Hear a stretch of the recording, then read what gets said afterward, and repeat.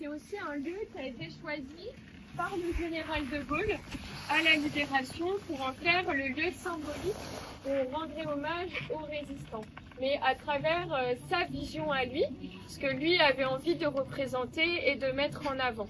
Donc il a créé ce qu'on appelle le mémorial de la France combattante et c'est en partie une visite sous nos yeux.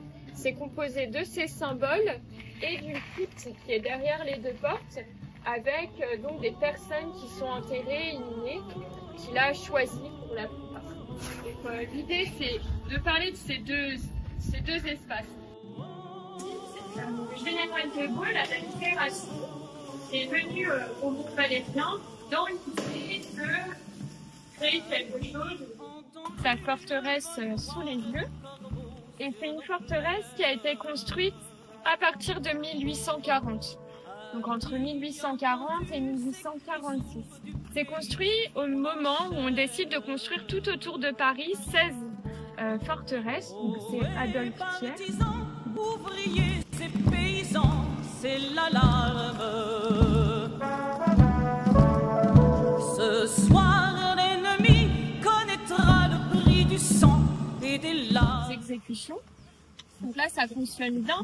Les seuls bâtiments, on les verra, ils se dépendaient du site militaire. Mais même à l'époque, voilà, il n'y a pas de civils. Vous pouvez voir ce qui se passait ici.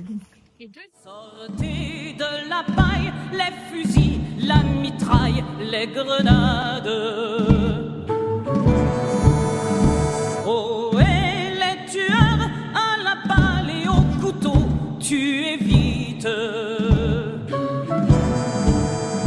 Oh, et saboteur, attention à ton fardeau, dynamite. C'est nous qui brisons les barreaux des prisons pour nos frères.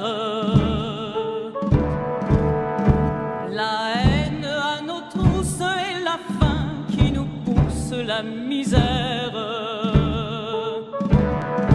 Malveillante des personnes, voilà. Mais ce qu'il faut comprendre, c'est elle représente le souvenir qui ne s'éteint pas. On n'oublie pas l'engagement, le sacrifice de ces personnes. Et de chaque côté de la croix, vous avez aussi les sculptures. Donc on a 16 sculptures en bronze. Donc là, on va parler des déportés. Et en fait, vous avez des barbelés qui abîment le cœur et des mains très maigres et massiées en dessous qui tentent d'arracher les barbelés. Donc là, c'est la résistance dans les camps. Les personnes qui tentent de résister malgré les conditions. Demain, du sang noir séchera au grand soleil sur les routes.